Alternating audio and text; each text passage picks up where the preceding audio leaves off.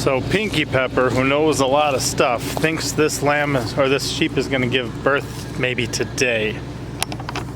Not this one. This one's a ram. They don't do that. That's Benjamin, our new one. She just got up when she saw me. I got excited because I saw this little lamb next to her, but that's Raspberry's baby. But she said she's been kind of restless, up and down, scratching her belly a lot on trees and on the fence, and that she bagged up pretty good. Hey, how are you? Ooh, she's definitely bagged up. Wow. She might have pressure on her bladder too, I don't know. I mean, she could just be peeing. I know she's at least peeing, but yeah, she is super bagged up. Huh. I wouldn't be surprised if we have another one today. What do you think, buddy? And then soon you get to be a father around here. You gonna like that, buddy? Benjamin? And he's pretty good. The children are actually working on halter training him already. We put him on the other side of here, and we're gonna let him get out of quarantine soon and say hi to some of the other sheep. Boy, she's still standing there all wide-legged. She looks like she's breathing kind of heavy too, maybe. They can get pretty heavy with their breathing. It's a good time of year because those little ones get really fun. They're just special. What's she doing now? Okay, I saw her making adjustments. I think she might have some encouragement too. I mean, seeing this little baby, that could be encouraging. I like how happy their tails get. You can see that kind of center screen, that happy dancing little tail. The Jacob sheep are a long-tailed sheep, so. This one here is actually docked. What are you gonna do? He's got a real thick coat too. Yeah, you do, buddy. All right, we'll check on you when I get back. I gotta go get some free peach trees. What a blessing, what a blessing. I love stuff like that.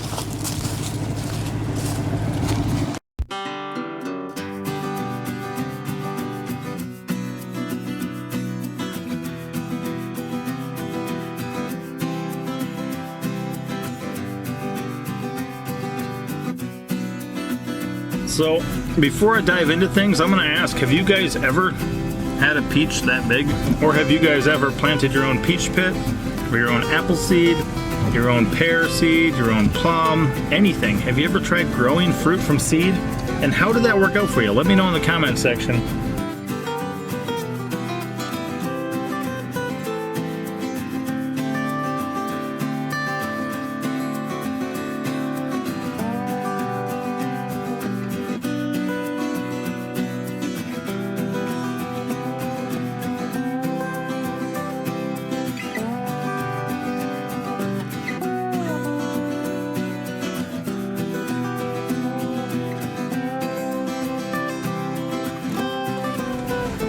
The special thing about them is that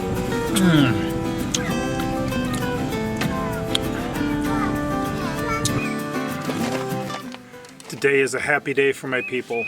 This tree here, I'm going to do 2 flashbacks to help you understand. 1, I'll show you a flashback of it fruiting. 2, I'll show you a flashback of why I like that fruit. Go. Years ago, a person was eating a peach in a vehicle, and when they got done, they tossed the pit out the window. That pit contained all the information and capability necessary to make a new peach tree. Now that peach was not the same as the tree it turned into because of cross-pollination and stuff, so it didn't grow true to kind, but what it made was a delicious tree that has some very special peaches on it, and it is absolutely covered still, even though it's been dropping fruit for a while now. So we contacted the nearest neighbor to that tree, and they just gave us a green light to go pick some for ourselves. So that's what we're gonna do now, and I want to introduce you to this tree as a springboard for talking about what happens when you plant a seed from a fruit. If you look in that tree, there is a ton of peaches, isn't there? But the special thing about these peaches, Pinky, would you hand me one? Hand me the soft ones. Just pick the soft ones that are nice. Reach up there, find the soft ones. Children, just pick the soft ones. Yes, Pop. The special thing about them is that here's about how big they get when they're ripe. So it's kind of, you know, it's not a dwarf peach tree, meaning that the tree is a dwarf itself, but the fruit it makes is like a dwarf. And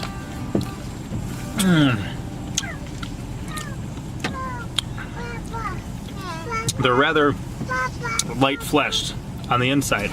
So there's white-fleshed peaches. I think this would fall into that category. And when they ripen, they're that light green, slight orange. So they're not turning a robust red or a bright, vibrant orange. And the people who actually live on this bordering property said they never even actually got one off of here. I think part of that was they were waiting for them to turn a different color. Right now they're dropping. We got a video on how to tell when passion fruits are ripe. They drop when they're ripe, and that's a good indicator. And these guys are absolutely delicious. A good size for a child. You know, sometimes those massive big peaches, you don't want to give a little guy one. Like him, but one this size, he can eat just fine. Can't you, buddy? He's got one. He's got one. So just completely heavy laden. Look up there. Covered, and I probably see 50 to 100 pits on the ground right now.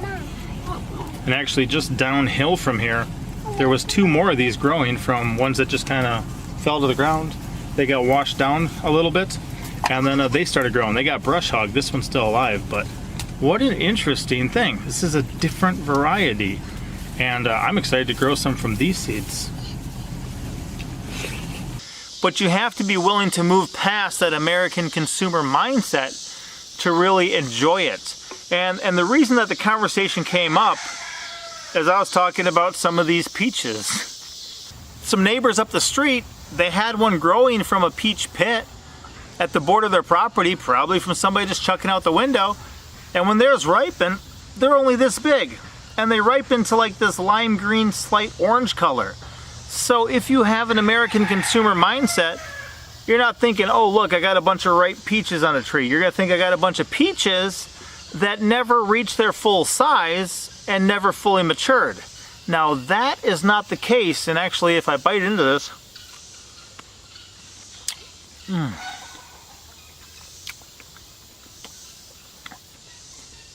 this is 100% delicious peach.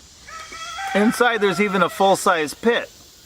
But that does not look like a big ripe peach. I've got plums in the fridge right now bigger than this. That does not look right to the American consumer mindset. Now that we've got that out of the way, it's made a number of seedlings down here. Important part of having good relationships with the neighbors is, you know, we can take care of stuff for them, they can take care of stuff for us. I asked if I could get a couple of these seedlings out of here. I got the green light. I'm excited. Let's dig them.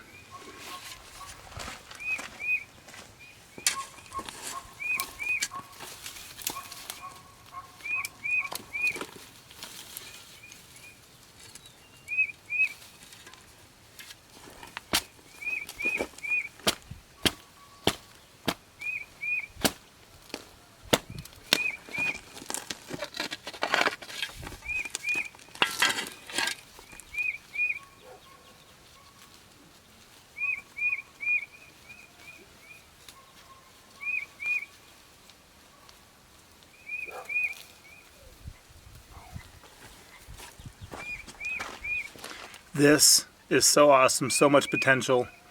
I've done this before with other ones and the end result is amazing. See? It came from a peach seed.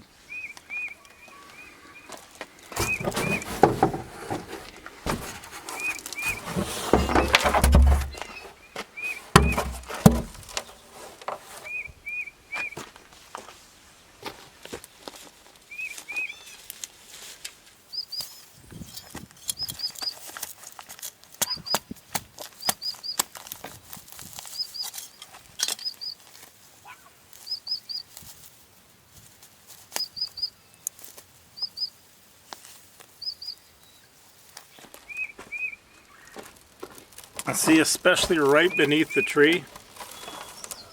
Oh, so many of these fall. They've got some good natural mulch with the ground cover. It's a high level of germination underneath this tree. I'm gonna be surprised at how many I get.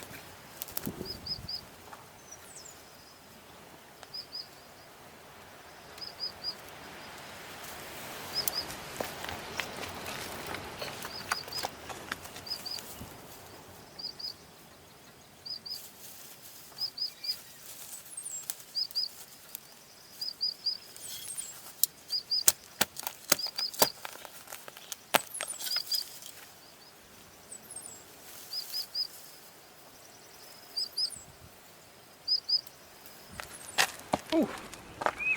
Ooh. That right there is a bonus. That's incredible. See, these are 2-year-old plants. That seed, that's starting this year.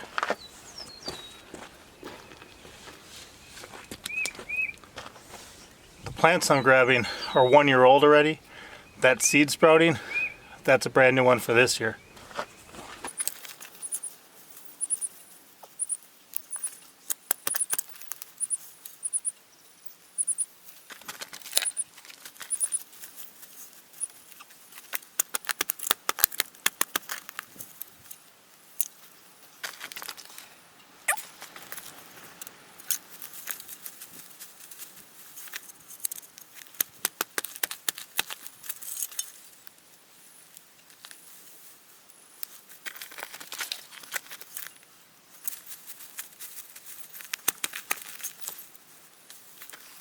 Ten.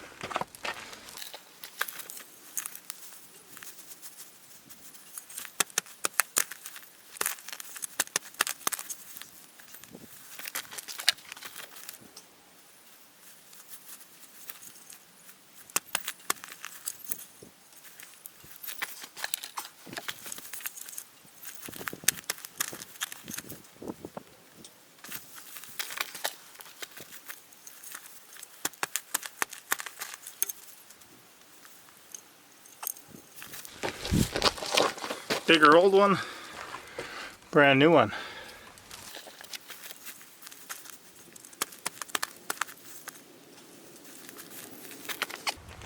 2-for-1 special again.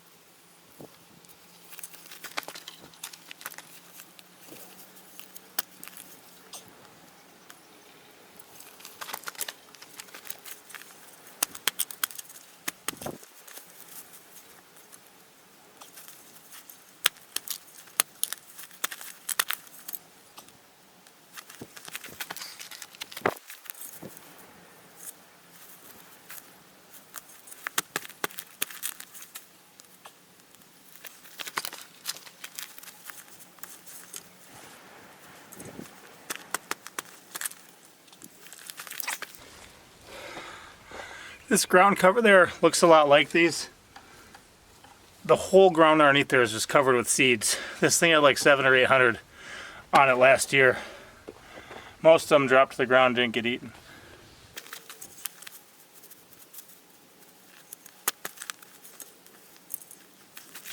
Two for one.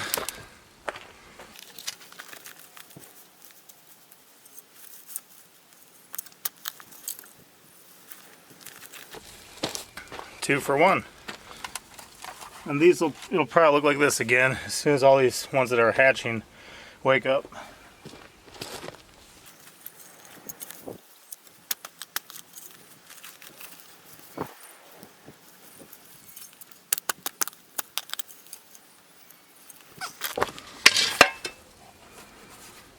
That is crazy.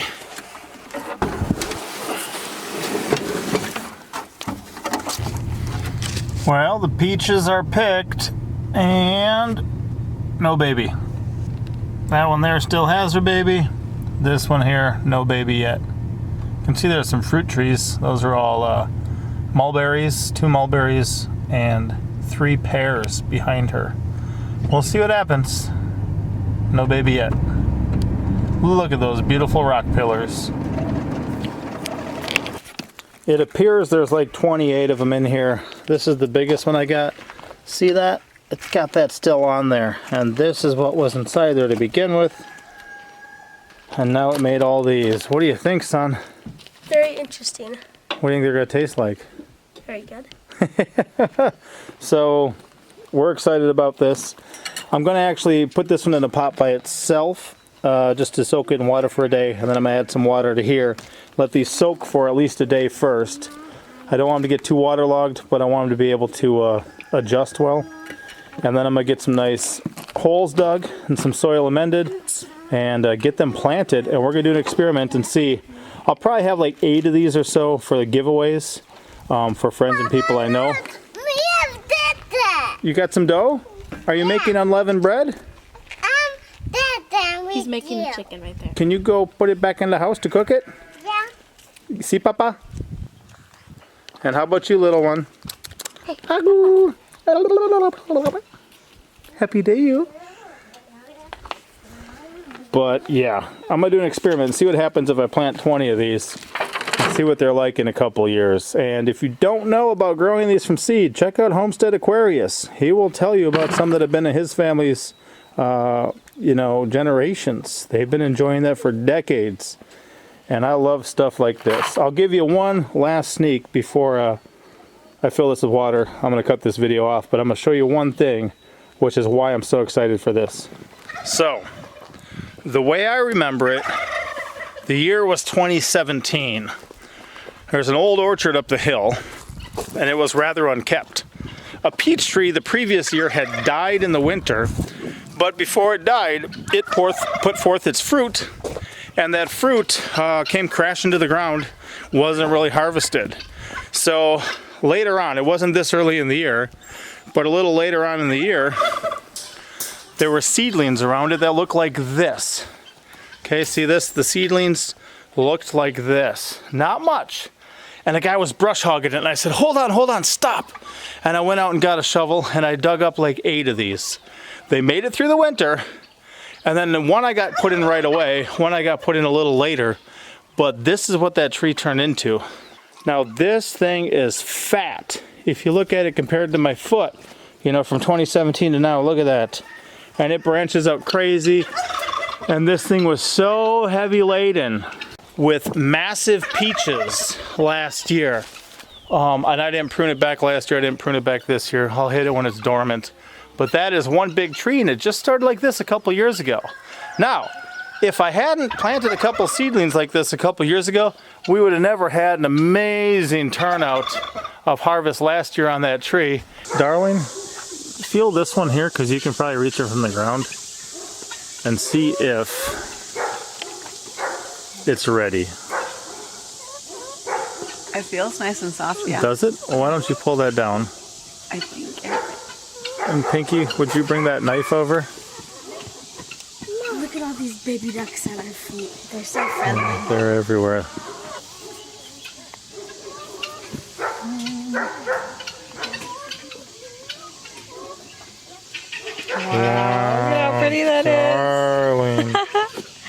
darling. So tasty.